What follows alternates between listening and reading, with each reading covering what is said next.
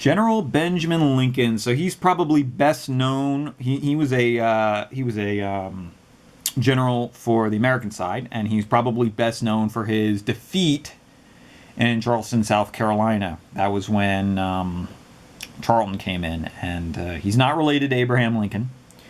But he was interesting nonetheless. He was wounded during the war in, I think, the leg. He was prone to narcolepsy. He would fall asleep. And his stuff, his signed stuff, is fairly common in receipts like this.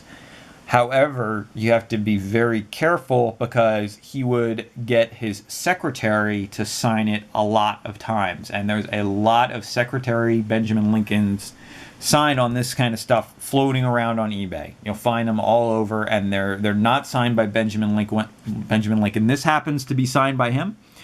I wish I had a secretary signed signature to show you, but the difference is the secretary there's not all this flourish. There's not this little squiggly. There's no two dots there, and it's much more condensed. Whereas Benjamin Lincoln's signature was much more pronounced.